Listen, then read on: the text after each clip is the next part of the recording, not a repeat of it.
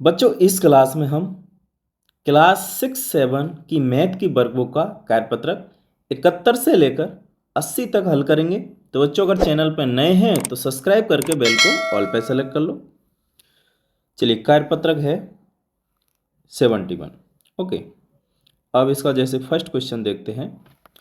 संख्या रेखा का प्रयोग करते हुए वह पूर्णांक ज्ञात करें जो, जैसे यहाँ देखिए -10 से 3 अधिक है। तो -10 से 3 अधिक है यानी जब ऋणात्मक में कम करते हैं तो, यानी ऋणात्मक में अधिक करते हैं तो कम होता है। तो जैसे यहाँ -10 था, 3 कम करेंगे तो ये -7 आ जाएगा। इस वाले में देखें -2 से 3 कम है, सेम यही प्रोसेस यहाँ पर देखो। अगर -2 से हम 3 कम करेंगे तो अधिक होगा, तो ये आ जाएगा -5। ठीक है, इस प्रकार से। क्वेश्चन नंबर जैसे सेकंड देखते हैं। ये संख्या रेखा का प्रयोग करते हुए निम्नलिखित पूर्णांकों के जोड़ प्रदर्शित करें और उनका मान भी बताएं। जैसे के वाला है, इन दोनों का जोड़ करें तो 3 आएगा। तो यहाँ देखिए, यानी 9 में से 6 माइनस करेंगे तो कितना आ जाएगा 3। ऐसे यहाँ देखिए -3 और -7 दोनों का अगर हम योग करें तो -10 आ जाएगा। तो ये -10 में हमने गोला लगा दिया। गे वाले को देखें, -8 में +4 जोड़ेंगे तो -4 आएगा। तो -4 पे हमने गोला लगा दिया।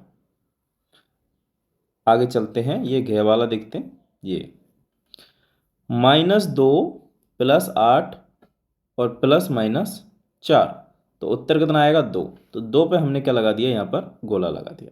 ठीक, चलिए आगे चलते हैं। जैसे क्वेश्चन नंबर 3 है।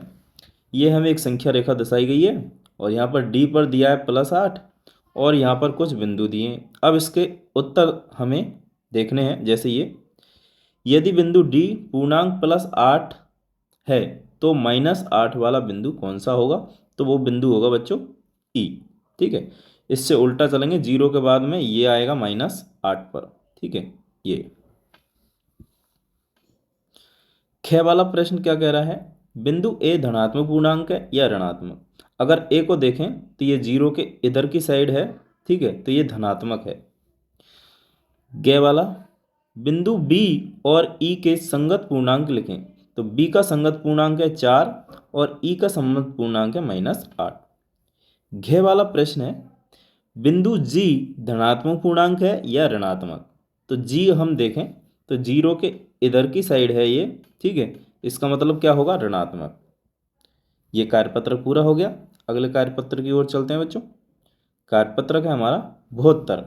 ठीक है, 72 कार्यपत्रक है और इसका फर्स्ट क्वेश्चन देखें, रिक्त स्थानों की पूर्ति कीजिए। ओके, जैसे पहला वाला है, -438 में किसका भाग दें कि उत्तर 1 आए? तो उत्तर 1 आने के लिए -438 में -438 का भाग देना पड़ेगा। दूसरा है, कौन सी संख्या में भाग दें कि उत्तर -3 आए? तो -15 में अगर हम 5 का भाग दे देंगे तो उत्तर आ जाएगा -3। इसी प्रकार से ये थर्ड क्वेश्चन है, -12 है और -12 को किस संख्या से गुणा करें कि ये 72 आ जाए? -12 को जब हम गुणा कर देंगे -6 से तो उत्तर आ जाएगा 72। ठीक है, यहाँ पर देखिए 0 में जब हम किसी संख्या का भाग देंगे तो कितना उत्तर आता है, 0 उत्तर आएगा। ठीक है, अब जैसे क्वेश्चन नंबर सेकंड देखें, निम्नलिखित में से प्रत्येक का मान ज्ञात कीजिए। अब हमें इसका मान ज्ञात करना है। जैसे -107 है, इसमें हम भाग देंगे 107 का तो उत्तर आएगा -1। इस वाले में देखें, यहाँ पर -3 + 2, इसमें भाग देना है -2 + 1 का। तो -3 + 2 और -2 + 1, तो -1 ऊपर बचेगा और -1 नीचे बचेगा तो उत्तर आ जाएगा 1। क्वेश्चन नंबर थर्ड देखते हैं, -36 है, इसमें हम भाग देंगे -9 का। तो -36 में जब हम -9 का भाग दे देंगे तो उत्तर आएगा 4। चौथा वाला क्वेश्चन है, अगर 4 है, इसको हम गुणा करा देते हैं -3 × -5 से, तो उत्तर आएगा हमारा 60, क्योंकि ये दो माइनस आपस में क्या हो जाएंगे, प्लस बन जाएंगे। अगला है, कथन दिए हैं, सत्य और असत्य बताना है। दिए गए कथन सत्य हैं या असत्य हैं? जैसे अब ये वाला देखें, पूर्णांकों के योग के लिए क्रम विनिमयता का नियम संतुष्ट होता है, तो सही बात है, ये बिल्कुल होता है। ठीक है। सेकंड है, किसी पूर्ण संख्या में शून्य जोड़ने पर वही पूर्ण संख्या प्राप्त होती है, तो ये भी क्या है, सत्य बात है। थर्ड वाला क्वेश्चन है, -23 में भाग देते हैं अगर -1 का तो उत्तर 0 आता है, तो ये गलत बात है, असत्य बात है, ये कैसी है, असत्य। चौथा है, पूर्ण संख्याओं के लिए 0 गुणात्मक तत्समक है, तो ये बात कैसी है, ये बात असत्य है। क्वेश्चन नंबर जो अगर 4 देखते हम, यदि दोपहर 12 बजे तापमान 0 से 5 डिग्री ऊपर था, यदि यह आधी रात तक 2 डिग्री सेल्सियस प्रति घंटे की दर से कम होता है, तो आधी रात को तापमान क्या होगा, तो आधी रात को तापमान कितना होगा, -19 डिग्री सेल्सियस होगा।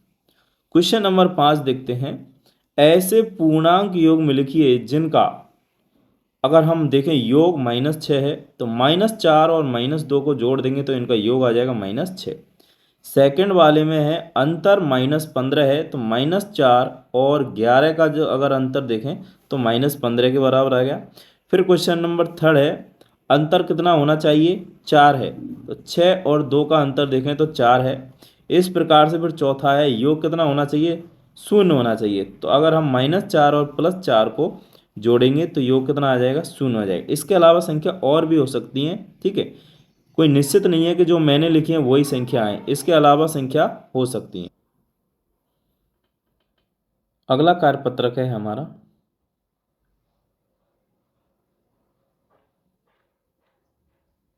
73। ठीक है, कार्यपत्रक है हमारा 73। जैसे कह रहा है, नीचे दिए गए कोणों को चांदे से माप कर लिखिए। जैसे इस कोण को मापें 60 डिग्री आएगा, इसको मापेंगे तो ये तो दिख रहा है हमें सरल कोण है, तो 180 डिग्री के बराबर आएगा। ये वाला कोण है, इसको मापेंगे तो ये 125 डिग्री के बराबर आएगा।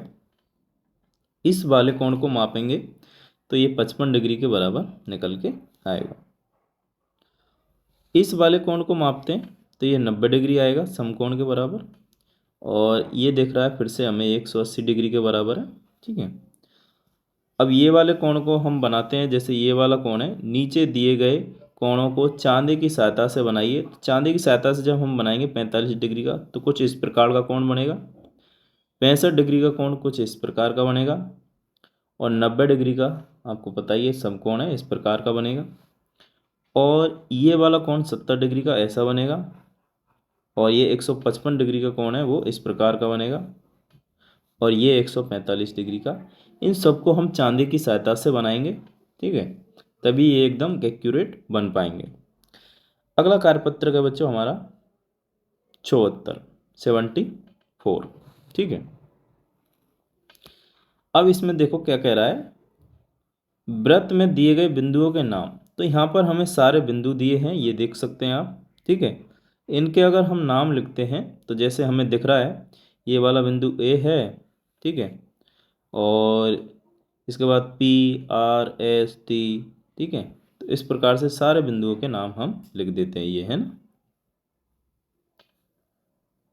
फिर क्या कह रहा है यहाँ देखिए, इस वाले में दिए गए चित्र में प्रत्येक को यानी प्रत्येक फूल को एक बिंदु मानते हुए निम्नांकित कीजिए, यानी नामांकित करना है हमें एक बिंदु मानकर, तथा इसके नाम लिखिए। अब जैसे हमने प्रत्येक फूल को नाम दे दिया है, जैसे ए, यहाँ पी दे दिया, यहाँ क्यू दे दिया, यहाँ आर, यहाँ एस, यहाँ टी, और ये एक्स वाई जेड, तो सारे बिंदुओं के नाम लिख दिए इसको। जैसे ए है तो यहाँ बिंदु पी नाम दिया, फिर क्यू नाम दिया, फिर आर नाम दिया, एस दिया, टी दिया, एक्स वाई और जेड, सारे फूलों को हमने एक बिंदु का नाम दे दिया। यहाँ देखिए क्या कह रहा है, कह रहा है कि बिंदु डी को बी से मिलाएं, तो हमने डी को बी से मिला दिया, बी को एफ से मिलाएं, बी को एफ से मिला दिया, और एफ को डी से, एफ को डी से। तो जो आकृति बनेगी उसका नाम, तो ये बनने वाली आकृति है वो कैसी है, त्रिभुज है। कैसी आकृति है बच्चों, त्रिभुज है। क्वेश्चन नंबर 4 है, प्रश्नों के उत्तर देने। जैसे यहाँ एक बिंदु था एक्स और यहाँ एक वाई था। अब वो ये कह रहा है कि आप बिंदु x से गुजरने वाली कितनी सरल रेखा बना सकते हैं? तो एक बिंदु से गुजरने वाली कितनी रेखाएं हो सकती हैं? अनंत अनंत रेखाएं बना सकते हैं। फिर यहाँ कह रहा है कि बिंदु y से गुजरने वाली कुछ रेखाएं खींचिए। तो हमने एक तो खींच दी ए बी रेखा, एक पी क्यू, एक आर एस और एक एक्स वाई। ऊपर यहाँ पर दोनों ओर तीर का निशान इसलिए बनाया है क्योंकि ये एक रेखा है ना। ये वाली देखें, दोनों बिंदुओं यानी x और y से गुजरने वाली रेखा का नाम, तो ये है गई एक्स वाई। ठीक है, एक्स वाई एक रेखा हमने खींच दी यहाँ से और यहाँ तक, देख सकते हैं ये। अगला कार्यपत्र है बच्चों 75। इसका फर्स्ट क्वेश्चन देखिए, ये एक आकृति हमें दी हुई है। अब कह रहा है कि यहाँ पर देखो बिंदुओं के नाम, तो यहाँ बिंदु देखेंगे हम, ए हो गया, बी हो गया, सी हो गया और डी हो गया, 4 बिंदु हो गए इसमें। फिर कह रहा है रेखा खंडों के नाम, तो यहाँ से और यहाँ तक एक रेखाखंड, यहाँ से यहाँ तक एक रेखाखंड और यहाँ से यहाँ तक, तो 1 2 3 रेखाखंड हो गए। तो एक ए बी एक रेखाखंड हो गया, इसके बाद में ए सी एक रेखाखंड हो गया, ठीक है, और फिर बी सी एक रेखाखंड हो गया, 3 रेखाखंड हो गए इसमें। किरण देखें, तो किरण जैसे हम देखेंगे तो यहाँ से बिंदु सी से जाने वाली जो रेखा किरण है एक ही दिशा में जाती है, तो किरण हो गई सी डी। तो इस प्रकार से इसके नाम लिख देंगे। अब अगला क्वेश्चन है 2। नीचे कुछ रेखा युग्म दिए हैं, इनमें से कौन कौन सी रेखाएं एक दूसरे को प्रतिच्छेद करेंगी? यदि हाँ तो स्केल की सहायता से आगे या पीछे बढ़ाना है, ठीक है, और प्रतिच्छेदन बिंदु का नाम लिखना है। तो यहाँ पर देखो ये तो प्रतिच्छेद नहीं करेंगी, समांतर है इसलिए प्रतिच्छेद नहीं करेंगी। इन दोनों को हमने आगे बढ़ाया, ठीक है, इन दोनों को आगे बढ़ाया तो कहीं यहाँ पर जाके ये प्रतिच्छेद कर गई दोनों रेखा, ठीक है, तो यहाँ ये प्रतिच्छेद कर गई पी पे, तो हमने हाँ लिख दिया और बिंदु कौन है प्रतिच्छेदन पी। ऐसे ही यहाँ पर देखें, इसको हमने पीछे गड़ाया तो बिंदु ए पर ये प्रतिच्छेद कर गई, तो यहाँ लिख दिया हाँ, और बिंदु कौन सा है ए। ये दोनों एक दूसरे के समांतर हैं तो ये प्रतिच्छेद नहीं करेंगे, ठीक है। आगे कार्यपत्रक देखते हैं अगला बच्चों। कार्यपत्रक है हमारा 76 76। अब जैसे यहाँ पर पहला क्वेश्चन देखते हैं इसका, रिक्त स्थानों की पूर्ति कीजिए। ओके, फर्स्ट क्वेश्चन है रेखा की लंबाई। अब कोई रेखा है जैसे इधर भी बढ़ रही है और इधर भी बढ़ रही है, तो ये दोनों ओर अनंत रूप से बढ़ती जाती है, तो इसकी लंबाई है वो निश्चित नहीं होगी, कैसी होगी? अनिश्चित होगी। क्लियर। दूसरा है रेखा खंड की लंबाई, तो रेखा खंड की लंबाई है वो निश्चित होती है, दो बिंदुओं के बीच की जो निश्चित दूरी होगी वो कैसी होगी? निश्चित, यानी कोई भी दूरी हो सकती है पर वो निश्चित होगी, तो रेखाखंड की जो लंबाई है वो कैसी होती है? निश्चित। क्वेश्चन नंबर 3, जब दो या दो से अधिक रेखाएं एक दूसरे को काटती हैं तो वो रेखाएं आपस में प्रतिच्छेदी कहलाती हैं, ठीक है। क्वेश्चन नंबर 4 है समांतर रेखाओं के बीच लंबवत दूरी सभी स्थानों पर कैसी होगी? समान। दो समांतर रेखाएं, उनके बीच में जो लंबवत दूरी है वो सभी जगह पर कैसी होगी बच्चों? समान होगी। ये एक चित्र दिया है, देखें जरा, ये एक आकृति दी है, दो त्रिभुज इसमें उल्टे बनाए हुए हैं, ठीक है, एक त्रिभुज ऐसे है और एक इसका उल्टा है, ठीक है। अब क्या कह रहा है? बिंदुओं के नाम लिखने हैं, तो हमने सारे बिंदुओं के नाम लिख दिए, जैसे यहाँ ए, ये, फिर उसके बाद में बी, फिर सी, डी, ई और एफ, सभी बिंदुओं के नाम लिख दिए एफ तक। उसके बाद में रेखाखंड है, इसमें रेखाखंड जैसे ए बी हो गया, बी सी हो गया, सी ए, ई डी, डी एफ और ई एफ, ये रेखाखंड है। समांतर रेखा युग्म ए बी समांतर डी ई के, ठीक है, ये देखो ये वाली रेखा इस वाली रेखा के समांतर है और ये वाली रेखा इस वाली रेखा के समांतर है, ठीक है, और ये वाली रेखा इस वाली रेखा के समांतर हो जाएगी। तो इसमें एक रह गया है, कौन सा रह गया है देखें जरा, ए बी समांतर डी ई, ठीक है, यानी ए बी समांतर है ये वाली रेखा, ये डी ई, ये वाला लिख दिया हमने, है ना। और दूसरा कौन सा लिखा है? ए सी समांतर एफ डी, ए सी समांतर एफ डी, तो ए सी कौन सा है? ए और सी, ये वाला और एफ डी ये रख दिया। अब बचा कौन सा, ये बच गया, ठीक है। एफ ई समांतर बी सी, तो यहाँ लिख देंगे बी सी समांतर एफ ई और है, तो बी सी समांतर एफ ई, ये समांतर रेखा युग्म है ना। इसके बाद में ये वाला है, देखो प्रतिच्छेदी रेखा युग्म, ए बी व एफ डी हो गया तथा ए बी व एफ ई, इस प्रकार से बी ई व एफ डी और बी सी और डी ई, ए सी व डी ई और ए सी व ई है, ये समांतर यानी प्रतिच्छेदी रेखा युग्म है, ठीक है। चलिए आगे चलते हैं। अब आ जाता है आकलन 13। ओके, आकलन 13 है। फर्स्ट क्वेश्चन देखो इसका, इसको देखें जरा। जैसे यहाँ निम्न में से न्यून कौन है। अब जैसे 90 डिग्री से जो कम होता है, ठीक है, 90 डिग्री से कम के कोण को न्यून कोण कहते हैं। तो इसमें 65 भी न्यून है और 30 भी न्यून है, तो ये एक से अधिक उत्तर हैं इसके। हालांकि कोई ऑप्शन दूसरा होगा, जैसे ये मान लो 130 होगा या ये 165 होगा, लेकिन अभी ये गलत प्रिंट है, तो यहाँ पर इसके दोनों उत्तर हो जाएंगे, ठीक है। चलिए सेकंड वाला है, किसी रेखा के एक तरफ बनने वाले कोणों का योगफल कितना होता है। एक सरल कोण के बराबर होता है या दो समकोण के बराबर, ठीक है। दो समकोण एक सरल कोण के बराबर होंगे, तो दो समकोण इसका सही उत्तर हो जाएगा। क्वेश्चन नंबर 3 देखते हैं। -5 और 5 के मध्य पूर्ण संख्याओं की संख्या है, तो वो हो जाएगी 9, ठीक है। क्वेश्चन नंबर 4, 5 और 12 का महत्तम समावर्तक होता होगा। 5 और 12 वो दोनों सहवास संख्याएं, इसलिए इसका महत्तम समावर्तक हो जाएगा 1। क्वेश्चन नंबर 5 देखते हैं। जैसे ये देखिए, इसको थोड़ा बड़ा करते हैं।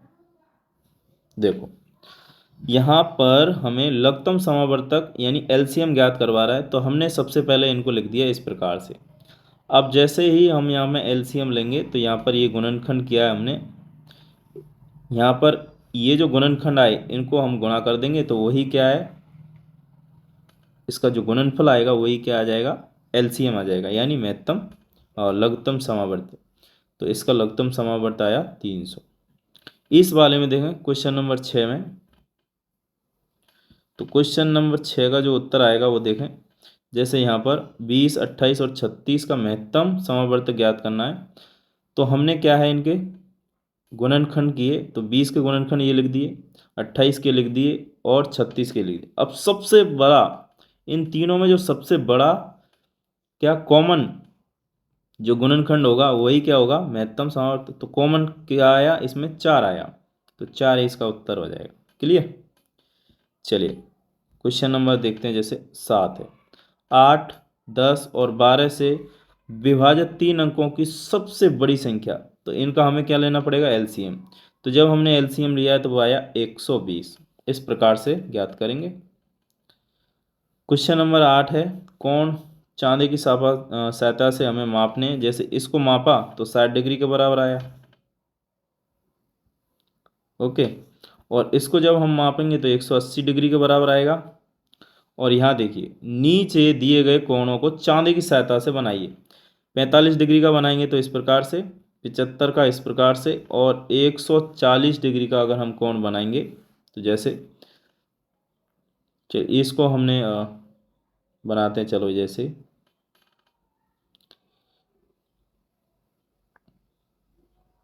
मान लो 90 का यहाँ बन गया, ठीक है, ये 90 का है।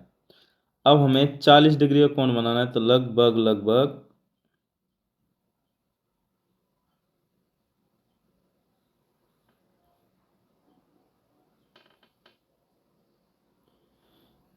यहाँ पर होगा ये, ठीक है।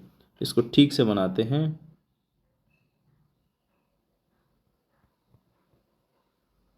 ओके, तो ये 140 डिग्री का कोण है।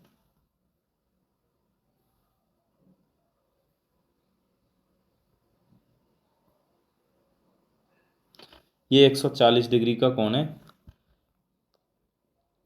हमें चांदी के प्रयोग से ही बनाना है, ठीक है। ओके, अगला कार्यपत्रक है हमारा 77। क्या कह रहा है देखें इसका।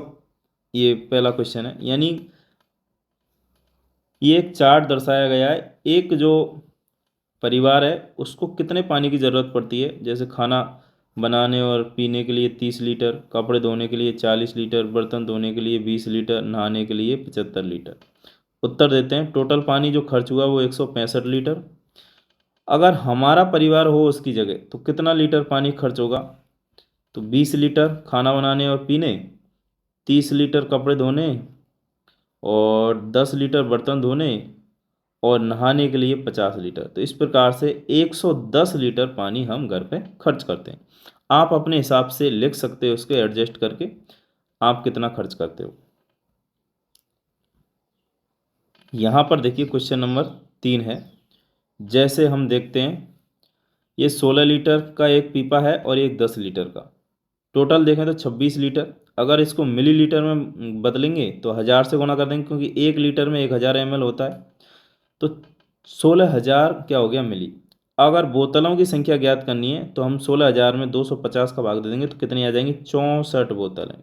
ठीक है, 64 बोतलें आ जाएंगी 250 ml की। इस वाले को अगर हल करते हैं, इसको देखो, जैसे ये एक 16 लीटर का पीपा है, ये 10 का और एक 6 का है। टोटल अगर हम देखें तो कितना आ जाएगा, 32 लीटर। ठीक है, 32 लीटर क्या हो गया, इनमें तेल हो गया इन पीपों में। अब हमें कह रहा है कि 100 मिली की हमें बोतलें भरनी है इससे, तो हम 32 लीटर को किस में बदलेंगे, मिली में बदलेंगे। ठीक है, तो यहाँ लिख देंगे मिली, ये मिली है, ये मिली है। अब हम अगर बोतलों की संख्या निकालेंगे तो 32,000 में भाग दे देंगे 100 का, तो 320 बोतलें आ जाएंगी। कितनी आ जाएंगी, 320। तो इस प्रकार से हल कर लेंगे। अगला कार्यपत्र आ जाता है हमारा 78।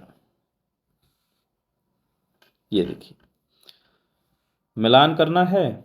चलिए ए वाले को देखो, 3 लीटर 725 मिली, तो किसके बराबर हो गया ये, 3725 मिली के। बी वाले में देखें 30 लीटर 725 मिली, तो ये 30.725 लीटर। सी वाले में देखें 8.685 लीटर है, तो मिली में बदलने के लिए 1000 से गुना कर देंगे। इस वाले को देखें तो ये देखो 80,685 मिली, तो ये आ जाएगा 80.685 लीटर। ई वाले में देखें, ई वाला सवाल है 1.450 लीटर, तो ये आ जाएगा 1 लीटर 450 मिली। और एफ वाले को देखें तो ये आ जाएगा। ठीक है, चलिए अगला देखते हैं। इसको देखो जोड़ करते हैं। ये देखो इधर लीटर और इधर मिलीलीटर। अब जैसे यहाँ पर देखिए 2000 मिलीलीटर के बराबर आ गया। ठीक है, तो यानी 2 लीटर इधर बढ़ा देंगे तो ये 44 लीटर आ जाएगा टोटल। इधर देखो 53 लीटर और 220 मिलीलीटर। इधर देखें तो यहाँ 1700 आ गया मिली। ठीक है, तो 1700 मिली आ गया, तो यहाँ पर जैसे 1000 मिली में, ठीक है, 1 लीटर बढ़ जाएगा। तो इधर हमने 1 लीटर बढ़ा दिया, यानी 130 हो गया, और इधर घटा दिया 1000, तो ये 700। तो दोनों ही उत्तर सही हैं। इस वाले को देखें तो घटाव है ये, जैसे यहाँ पर यह आ जाएगा 275 और ये आ जाएगा 455। यहाँ आ जाएगा 38 और यहाँ आ जाएगा 275। इसमें आ जाएगा 600 और यहाँ आएगा 450। इधर देखते हैं क्वेश्चन नंबर 4। कह रहा है कि किसी दुकानदार के पहले बर्तन में 15 लीटर और दूसरे बर्तन में 20 लीटर 50 मिली, तीसरे बर्तन में 35 लीटर 250 मिली दूध भरा। तीनों बर्तन का दूध एक कैन में यानी भर देना है। बताओ कैन में कुल कितना दूध है। तो जोड़ देंगे सबको, 15 20 और 35, टोटल आ गया 70 लीटर और 300 मिली। क्वेश्चन नंबर 5 है, एक ग्वाला के पास 20 लीटर दूध है, यानी कितना लीटर है, 20 लीटर। उसने 15 लीटर 500 मिली दूध बेच दिया, तो ग्वाला के पास कितना दूध बचा? 4 लीटर 500 मिली। घटा देंगे। ओके। अगला कार्यपत्रक है 79। जैसे यहां पर देखिए, रिक्त स्थानों की पूर्ति कीजिए। 4 मिनट में 240 सेकेंड होंगी, क्योंकि 1 मिनट में होती हैं कितनी? 60 सेकेंड। तो गुणा कर देंगे। इसी प्रकार से यहाँ 3 घंटे में मिनट देखें तो 180 आ जाएंगे, क्योंकि 1 घंटे में मिनट होती हैं कितनी? 60। ठीक है। ऐसे ही यहाँ देखें 4 घंटे 30 मिनट, तो ये 270 मिनट। इस वाले में देखें 1 घंटा में होंगी 60 मिनट। यहाँ देखिए दूसरा वाला जोड़ करना है, तो अब यहाँ देखिए जैसे ये 4 घंटे 3 घंटे 1 घंटे, टोटल 8 घंटे हो गया। इस वाले में देखें तो 4 घंटे 10 मिनट प्लस 3 घंटे 50 मिनट, तो कितना आ जाएगा? 7 घंटे 60 मिनट। इस वाले में 9 घंटे 45 मिनट में 12 घंटे जोड़ेंगे तो 21 घंटे 45 मिनट। ये वाला और ऊपर वाला दोनों क्या है? सेम सवाल है, देख सकते हैं। ठीक है, ये डबल छप गया है हमसे। क्वेश्चन नंबर 3 देखिए। इधर घंटे हैं और इधर मिनट हैं, तो यहाँ आ जाएगा 18 घंटे और 55 मिनट। इधर देखें तो 49 आवर 80 मिनट। अगर हम इसको इधर जोड़ें तो 1 घंटा और बढ़ जाएगा, यहाँ 50 घंटे हो जाएंगे और यहाँ 60 मिनट कम हो जाएंगे। इस वाले में देखें तो घटाना है, यहाँ पे आ जाएगा 7 आवर और 55 मिनट। इस वाले में देखो 6 घंटे 36 मिनट, और इसमें आ जाएगा 5 घंटे 45 मिनट। यहाँ देखते हैं ये राम उदयपुर से नाथद्वारा बाइक से 2 घंटा 45 मिनट में पहुंचा, तथा श्याम उदयपुर से नाथद्वारा कार से 1 घंटे 30 मिनट में पहुंचा। बताइए श्याम राम से कितने समय पहले पहुंचा? तो हम घटा देंगे, ये आ जाएगा 1 घंटा 15 मिनट। कितने मिनट पहले आ जाएगा? 1 घंटा 15 मिनट। ऐसे ही इसमें आ जाएगा कृष्णा प्रतिदिन 3 घंटा 15 मिनट पढ़ाई करती है और मीना प्रतिदिन 1 घंटा 45 मिनट पढ़ाई करती है। बताइए कृष्णा मीना से प्रतिदिन कितना समय अधिक पढ़ती है? तो यहाँ पे ये घटा देंगे हम, तो ये आ जाएगा 1 घंटा 30 मिनट।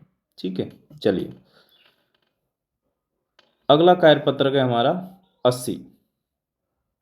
ये देखिए क्वेश्चन नंबर 1 है, हल कीजिए। तो यही जोड़ करना है हमें। इधर रुपये आ गए, 22 रुपये 125 पैसा, तो ये 23 रुपये 25 पैसे आ जाएंगे, क्योंकि यहाँ पर 125 है, इसमें से अगर 100 इधर जोड़ें तो ये 23 हो जाएगा, क्योंकि 100 पैसे 1 रुपया के बराबर होता है। यहाँ पर देखें तो ये आ गया 414 110, और इसको ऐसे भी लिख सकते हैं, ऊपर वाला भी सही है और नीचे वाला भी सही है। ठीक है, इसको फिर 180 और 10 इस वाले में घटाना है, तो ये 6 रुपये और 60 पैसे। इस वाले में देखें तो ये गुणा है, यहाँ आ जाएगा 80 रुपये 400 पैसे। इसको हम 84 रुपये भी लिख सकते हैं। इधर देखें तो ये आएगा 306 540, इसको हम 311 40 पैसा भी लिख सकते हैं। इधर दोनों में से एक उत्तर लिखोगे तो भी सही है। ठीक है, मैंने पूरा बताया है। यहाँ पे 96 रुपये 300, तो 3 जुड़ जाएंगे, ये 99 हो जाएगा। यहाँ पर देखो 45 36 200 या 45 38। इस वाले में देखें भाग करना है। ठीक है, तो ये आ जाएगा 215.49, और इधर देखें तो ये आ जाएगा 545.7, है ना। यहाँ देखिए एक टेबल का मूल्य 876 रुपये और 40 पैसे है। बताइए 10 टेबलों का मूल्य, गुना कर देंगे 10 से, यह आ जाएगा 8764 रुपये। इधर देखें चौथा वाला सवाल, एक विद्यालय में 25 प्रतिभावान छात्र हैं, प्रत्येक प्रतिभावान छात्र को 875 रुपये वार्षिक छात्रवृत्ति प्राप्त होती है, तो कुल छात्रवृत्ति गुणा कराना पड़ेगा, तो कितना आ जाएगा? छात्रवृत्ति की जो राशि आएगी वो 21,875 रुपये आ जाएगी। क्वेश्चन नंबर 5 है, क्या कह रहा है? भारत स्वच्छता मिशन के अंतर्गत 15 गांवों को केंद्र सरकार से कुल 3575 करोड़ रुपया की राशि प्राप्त होती है। तो इसमें बराबर बराबर बांटना है। प्रत्येक गांव में कितनी आएगी, तो ये आएगी 238.33। प्रत्येक गांव को 238.33 करोड़ रुपया मिल जाएंगे। ठीक है, तो ये भाग कर देंगे इस प्रकार से। तो ये हमारा कार्यपत्रक 71 से और 80 कंप्लीट होता है। आशा करता हूँ बच्चों आपके ये क्लास समझ में आई होगी। ठीक है, अगले कार्यपत्रक अगली क्लास में हल करेंगे। चैनल पर नए हैं तो सब्सक्राइब कर लेना। Thank you.